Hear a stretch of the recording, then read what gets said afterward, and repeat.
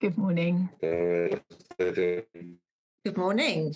Got it. I need to move the point as it sticks up Joe's nose. Good to see you. Are you well? Like a Dalek. Yeah, I'm fine, thank you. How are you? I'm fine. Do I still sound like a Dalek? Intermittently. Yes, but we've come to learn to live with it. There's also a delay, so I can hear myself coming back. That's good. Well, every so often he keeps saying your CPU usage is high, and I have the foggiest idea what it means. Well, you're seeing the technical. I think it means it's going to go up. Yes. Your CPU, I think it's because every child has just woken up in Beaminster and has clicked onto the internet. That's possibly true. Yeah. Two of mine are still asleep. Actually, no, I've seen two. One is still asleep. There we are. You've seen it, but is it up? No, two have actually hit feet to ground. The third, not yet. So, but I have made a vow that I will never moan about how late my children get up, because they woke me up at 5:30 in the morning for years. So I'm just grateful that that's not happening anymore. Yeah. I mean, the biggest worry you've got over the next few years is what time they start arriving home and going to bed, as opposed to what time they get up. And that is the problem. I sat next to someone at a meeting because the youngest is off on a trip to Manchester with the school, and they're going to watch a Premiership game, which is very exciting. And it happens to be his team as well. So it's City versus Leicester. Oh no, it's coming back to me again. Anyway, and but the woman sitting next to me at the meeting, the kickoff is at 5:30, so they're leaving at like kind of 9:45 in the morning, but they won't be back till 1:45, 2 o'clock. Well, 1 o'clock in the morning. And she said, "Don't they realise that we don't go past 10 o'clock anymore?" So it's very true. I'm gonna have to go to bed and set an alarm to get up. I can't wake up. I can't stay awake till 1 in the morning. So there. Yes, very tricky.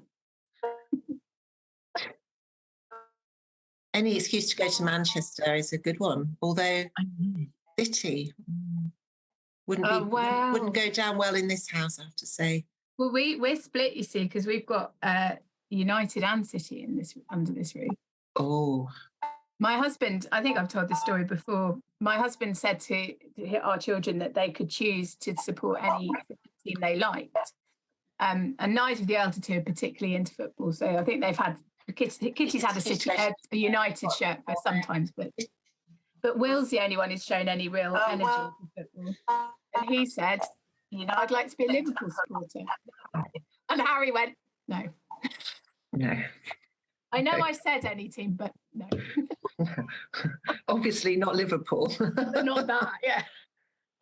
So City is where we ended up. I don't know why, but there we are. Yeah. It's a lot easier to support Weymouth, believe me. Kind of cuts the conversation dead on football immediately, like Walsall, I was going to say Walsall's similar, isn't it? It can be, except there are now three of us in Beaminster. So we've got to form, we formed the Beaminster fan club. Yeah. You ever go for a meeting in the pub? The oldest in the phone box around the corner. Yeah.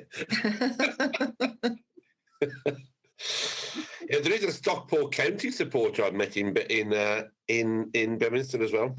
Wow. Yeah. I used to live in Stockport and I could see Edgeley Park. Yeah, I've been there many times.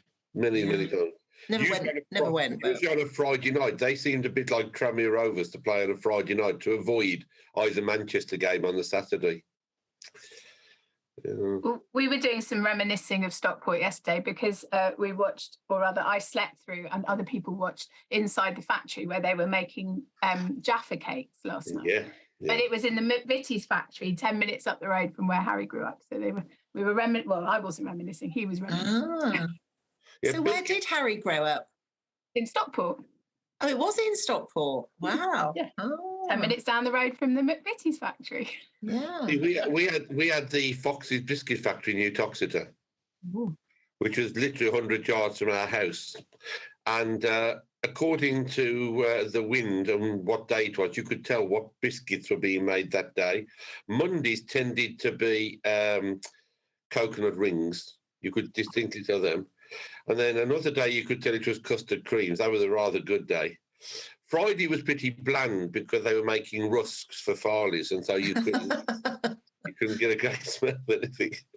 But it's like the tea factory now. You can tell what particular mixture they're doing by the smell as you walk past. Oh, today is strawberry and apple, or it's quite interesting. That sounds wrong. Strawberry and apple. Well, they make all kind of strange blends these days, don't they? In teas, yeah. There we are. Well, now we've done our grocery reflection. Yeah. I wonder what tea Jesus would be drinking today. Think a bit of chamomile or a bit of lapsang souchong. Could be. I think it's hotting up for him, isn't it? In the sort of where we are in Holy Week, we're obviously recording a bit in advance of Easter, so I think he's definitely getting on the calming tea by now. Yeah, so the chamomile. Yeah, Spy Wednesday. Spy Wednesday. Yeah. What does that mean? Well, I've only heard of this term this year, but it was actually on Thought for the Day this morning as well with Rachel Mann. She was talking about Spy Wednesday. Oh. I don't know. I think it's when you think about the betrayal kiss and having a spy in the camp and, being sort of handed over by the one that you love or the one that you said they loved you. It's all. Yeah. We did discuss this a little bit on I think it was on Sunday, or was it in one of our Lent book groups? I can't remember, about what it must have been like to be Judas, knowing you were the one who was going to be picked. It's not a very nice thought, is it? As you get nearer the occasion. No, it's a burden, and a burden that overwhelmed him. Ooh. Yeah. Yeah, poor man. You're the one. Go and do the deed. No, I don't want to. Send the other. Well, and it was on Palm Sunday because. That's right. In the Church of England, we have 3 different years. And so the readings this year are Matthew. And because we had the whole of the Passion Gospel, it reminded me, because in there, Judas repents, doesn't he? He does. He comes back to the chief priest and says, I don't want this money and I shouldn't have done it. And they go, what is that to us? See to it yourself. And it all ends really sadly for him. So. And they won't take the money back. I think that's... No. Oh, blood money. It's all... It's all there. Although I was thinking it showed a distinct lack of it showed some moral fibre, which I always kind of think that they haven't got any. Because I think the fact that they wouldn't take the money back almost, I was thinking, well, that's weird, isn't it? That you'd think they'd just go, oh yeah, shove it back in the treasury. But they're like, no. Sorry, David, I talked over you. No, you can't. Yeah, I can't remember what I was going to say here. So, I was going to say that, of course, all this leads us on to the reading we really want to talk about today, which is post-Judas. Post-Judas. Yeah. Indeed, it is. It is. Shall we have our pause? Why not? Go for it.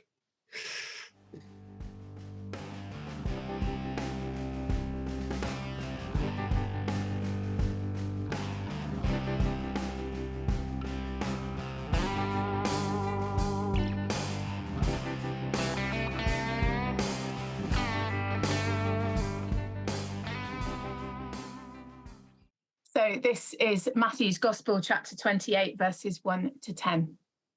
After the Sabbath, as the first day of the week was dawning, Mary Magdalene and the other Mary went to see the tomb. And suddenly there was a great earthquake, for an angel of the Lord, descending from heaven, came and rolled back the stone and sat on it. His appearance was like lightning, and his clothing white as snow. For fear of him, the guards shook and became like dead men. But the angel said to the women, do not be afraid. I know that you are looking for Jesus, who was crucified. He is not here, for he has been raised, as is said. Come, see the place where he lay. Then go quickly and tell his disciples, he has been raised from the dead, and indeed is going ahead of you to Galilee. There you will see him. This is my message for you. So they left the tomb quickly with fear and great joy and ran to tell his disciples. Suddenly Jesus met them and said, greetings. And they came to him, took hold of his feet and worshipped him.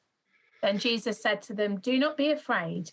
Go and tell my brothers to go to Galilee. There they will see me.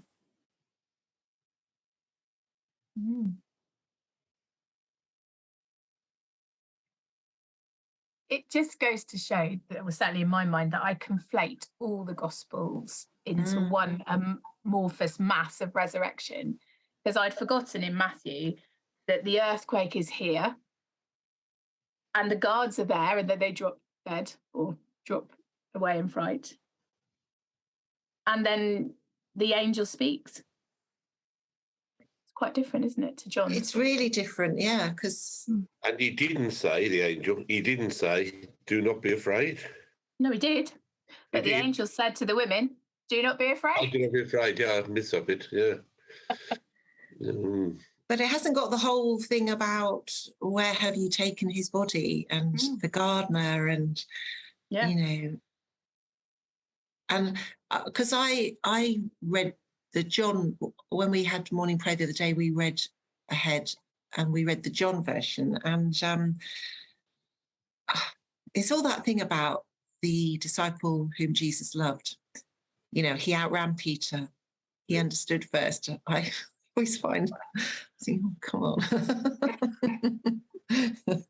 It's that thing about who writes the account, you know, puts in a good word for themselves.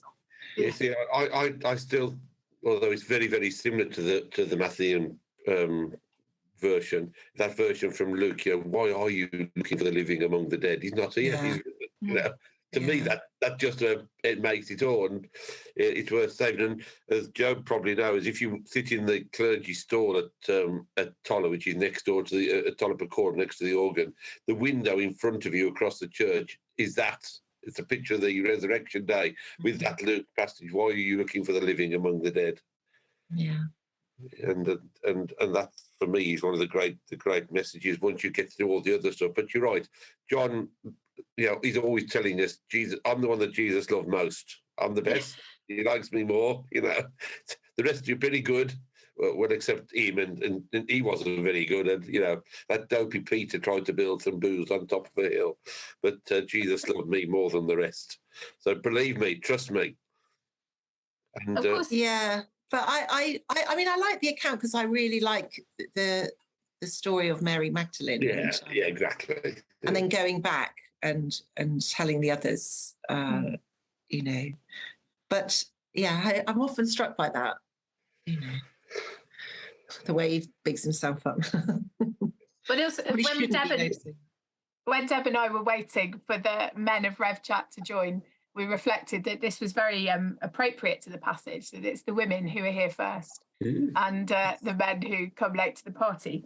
And it's a whole thing about the women. You know that I wear my feminist credentials quite boldly. No, you don't. No, we never do that. You never knew that. Do you know, honestly, for years, I hid it all away, but now a new revelation for me. Interestingly here, again, it's the Marys, isn't it? Mary Magdalene and the other Mary went to the tomb. There's an earthquake, which, you know, that's the first thing that's terrifying. Yeah. Then there's an angel. The guards faint because they're so overwhelmed. But these two women are just living through all this ridiculousness. Quite apart from having just seen their friend crucified a few days before. And they just have this patience, don't they? And they sit and they listen to the angel. And I just think verse 8 is brilliant. So they left the tomb quickly with fear and great joy. You know, that sense of all those emotions completely wrapped up in how on earth they're going to make sense of it. And then they get rewarded with meeting Jesus. It's just astounding. But the purpose is both the angel and Jesus says the same: do not be afraid and go and tell my brothers. There's this huge responsibility given to these two women of conveying the first message that death has been defeated and new life is here. It's astounding, really. Yeah. And it's recognizing it as well. I mean, and being ready to share it. I think what you said about them, you know, being patient, I think that's that whole all the way through, you know, standing at the foot of the cross and coming and being there, because all the disciples are locked up in a room, aren't they? And you know, it's a it's also the contrast between being outdoors and indoors. I think the idea of being in by the tomb in the garden and all of that reminds me of us going out swimming. You know, I mean, well, a lot of people talk about their spirituality being sort of released or encouraged or emboldened when they're outside, and I think that the difference between being locked in that dark room and being outside where things are moving and changing, that's a good contrast too. It's really interesting, isn't it? Yeah. And you just think about how, well, it's hard not to reflect on lockdown, is it? Because for me, lockdown and Easter are just completely intertwined because of where it was when we stopped, had to shut the churches and things. And it was like, I remember coming back into the churches when we opened them up, and it was like time had stopped still. You know, the news sheets from the week were still sitting on the table, and the hymn numbers were still up on the hymn boards. But yet what had happened in the world in that time had changed everything. You know, we'd changed season, we'd lived through the resurrection story again. The whole world had adapted to an outbreak of a virus that completely was life transforming. And yet, that's such an interesting reflection that you say that the world had continued outside the locked church, and God was part of that. God wasn't paused, sitting still in his building, and that's the whole thing about the resurrection. God wasn't paused. God did the stuff. It was interesting about all of what you just said, because first of all, I don't think you have to come from a feminist persuasion to be able to tell the truth, and that is that the women were the first of the two. And I'm quite happy to say that every single time. I always do. And I also use, as you said, Deb, as I often say, the women were there whilst the men were stuck behind the door, cowering for fear of their lives, etc. And also, who was it who were around the cross, apart from the disciple who loved me, of course, because he had to be there, ready for the handover of the mother. You are. He's not yours. Look after her. Oh, by the way, look after him because I love him more than anybody else. But who was it? It was Mary. Mary, the wife of Clopas. Mary Magdalene. Mary, the mother of Joseph. And so on and so on. And so that we're told they were there. They were there. Now, was it easier for them to be there? It doesn't matter to me. The fact is, they were there at that moment when Jesus needed somebody more than anybody else. And I think it is key. And I always remember that Easter day when we closed down and we were banned from going to church by the Archbishop, if you remember. Well, on Easter Day, I did go down. I just could not go into church and say a prayer on Easter Day. So I opened the gate and went in and closed it behind me and all the rest of the stuff we probably all had to do. Now, we were actually led in because we had to, if I remember right, because the insurance people said you had to inspect it at least once a week to make sure no one had broken in. And when I went in on that Easter morning, the presence of God was overwhelming. The sun was shining through. There wasn't a lily or a flower in sight, as you say, Joe. All the remnants of the last time we had been in were still all around. And I looked around, and somebody had left a hymn book on the seat when they'd left the week on the Sunday before, and it was still there. And there was somebody's scarf draped over the back of the church where they'd forgotten it all. And was it a time warp? I don't think it was, but for God, it was God's presence for me through all of that storm and problem that was going on. And that's what brought even more home to me, that the one place of refuge that people needed was being denied them in a way. Although it wouldn't have been easy. And I don't one moment knock people to have to make decisions on the who, because we all had to do that, and we know it wasn't an easy thing to do. But that very moment of who was at the tomb first, and I love the fact that, Mary gets there. I can see her. She's probably been up most of the night, hasn't she?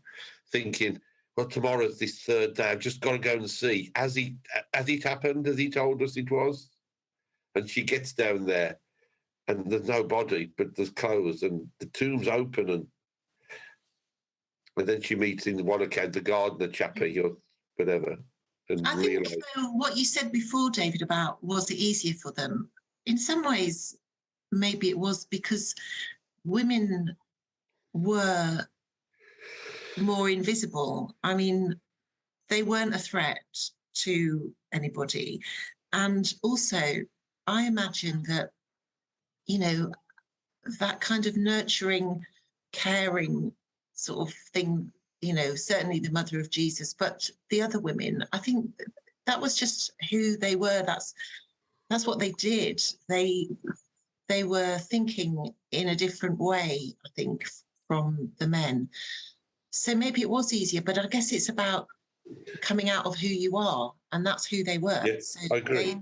there was nothing else they could have done. And so it's not one-upmanship, but it is about constancy. And, you know, particularly in Luke, but in the Gospels, you get Jesus and his relationship and the conversations he have with women. They're just so natural, and they're not combative or anything. And it's almost like they get it. But it doesn't mean that women get it and men don't. I guess they're just a type. They're a sort of a way of understanding that sometimes it's not about striving. It's just about receiving and following. And I think I had never thought about it like that, about it being easier, but maybe, you know, they were not a threat to anybody else, and they could keep going. And I don't want to take away them from what they did or who they were, because I don't, because I think, to me, it's an essential part of the story, and what you say comes into play. But you read the story of the disciples; they're either arguing with each other, or they're striving for who's the best, who can sit next to Jesus next, and who can do this, that, and the other. And that's part of the stupidity of men's lives. They strive for one-upmanship far too often, maybe. But on that day, even though it was easier, if you'd lost everything, which they had in reality, by losing Jesus, what else was there to lose other than their own lives? But if they believed and were so fervent in their following of Jesus, although perhaps they had different reasons for wanting to follow him, because of, you know, was he going to be the person who kicked out the invaders, etc., as we often talk about. All the same, some of them have got nothing to lose. They could have gone down, the same as Mary and the others, to look and think, well, it is the third day. Has it happened? And he kept on telling us, because there must have been that doubt that we have, if we were there on that first Easter, as we call it, would we have actually thought, well, it's Easter Day now? Well, it isn't. It's the third day after, and he promised us something. Let's go and have a quick look, and we can hide behind a rock if we feel frightened. And it's just a wonderful story, isn't it? Yeah. And we won't get onto it now, but it is interesting that the first witnesses are women. Yeah. Because it's in a culture where the testimony of women is unvalued. So it's just very astounding, the whole story. Oh, yeah, I agree entirely. That's why last year I loved reading that book with it, The 40 Women of Holy Week. Do you remember we ploughed through it all? We probably got to the woman number 29 and had to have a break because the excitement was too immense. But it is just a wonderful, a new look at things. And I remember you bought me a book, probably when I broke my leg, Joe, by Colm Tobin, about Mary. Do you remember? And the story was just so wonderful, really, looking at all things from a different perspective. But the most important thing is that Jesus is not here. He is risen. He will appear again to the disciples.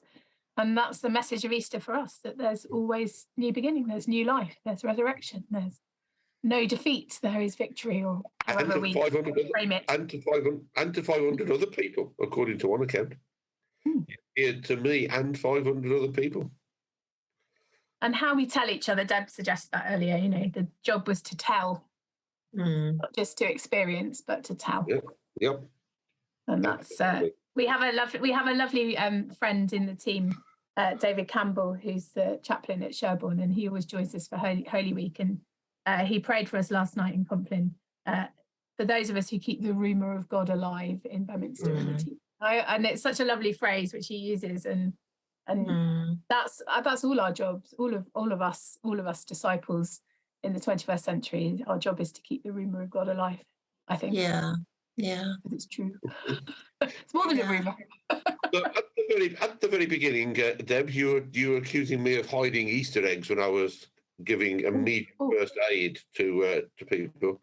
I don't have an Easter egg at the moment because I haven't purchased the ones to throw at people on Sunday morning or to bury in the churchyards, etc. But of course, you'll be preaching no doubt on the tomb being like an Easter egg, Joe, again. You know, you crack it open and all that kind of. Maybe. I haven't actually, the truth be known, I haven't actually nailed Sunday's sermon yet. You mean you but can't? It'll be something about Jesus rising from the dead, I'm pretty sure. You sure about that? Are you sure? You sure it won't be a male rant this time, just to get things levelled up, or? No, I've got my anniversary chocolates though to work through. Oh, of course, yes. Inspire me. Yes, dear viewer, it is Reverend Neary's wedding anniversary today. Congratulations. 15 years. Poor Harry has survived that long, and well done to him, and etc., etc., etc. And congratulations, yes. And you may have noticed that Reverend Gratsky is missing, dear viewer. Yeah. He's not here. He hasn't risen. No, he probably has risen. We're not sure where he is. We did have an email to say he could join us at 9 o'clock, but that wasn't good enough. You cannot come late to Rev Chat. If you do, you could miss something. Bit like do you think he feels I've elbowed him out of the way? No, I don't think so. I think you're okay. But no, you can't come late to the resurrection as you mean something, don't you? Miss something, don't you? As did those men we were talking about. Seconds in America is loser. So well done, the women. They were there, and we are glad for it because the story could be told. The rumour of Christ could be kept alive. Marvellous. There we are. Well, have a very good, happy Easter. Although, of course, I will see you in the cathedral tomorrow, Deb, because we are recording this on Wednesday, dear viewer. Yes. All will be well. Are we going to do an update from the cathedral? Well, we might do if we can. We could do. Somebody have a camera. Yeah, that'd be good. And we've still got the awful conundrum of the lost key to our Aubrey. Did you not solve it yesterday? No, I've searched everywhere. I thought the key was the spare safe key. It wasn't the key to the Aubrey. We cannot get it. So we are living in hope that the ones I've ordered are now bottled, because Reverend Neely didn't mean to suggest that they would be bottled for us. So if they're not, she's in trouble. And you're carrying oil home in your hands. We have to break into the Aubrey by other means. Oh dear, that sounds very Good Friday-ish, I think. I know. Can we roll the Aubrey door away? That's what we need to know. Yeah, you're right. The Aubrey, dear, for those who don't know, is a little bit in the wall of the church with a door on it where we keep holy things that are being blessed. So the oils which the bishop will bless tomorrow in the cathedral were residing there, a bit like the cave, a bit like the tomb. You also find other things in there, like bits of wafer that have been forgotten because they've been blessed months ago for an LPA or something to take out. You've forgotten them. But anything that is kind of blessed and holy goes into this hole in the wall. Well, and normally we liberate the Aubrey on Maundy Thursday. We do. We got a problem here, Joe. I think we're going to get Fiona with a key. She can do everything else. So she must have a piece of wire. She can pick the lock or something. I'm not quite sure. We'll keep you informed, Vivia. So next week's Rev Chat will no doubt have an update on the Aubrey and a little hello from the cathedral. And if we can get a shot of the procession, I'll give it a whirl. Go for it. Well, yeah. That will blow your socks off. Yeah. Well, and I've now got to go read the 24 pages of instructions about how to administer the chalice tomorrow. They've come. I've seen the email. Excellent. We will see you all soon. But have a very happy Easter and join us for worship. See you soon. Bye-bye. See you. Bye-bye. Bye.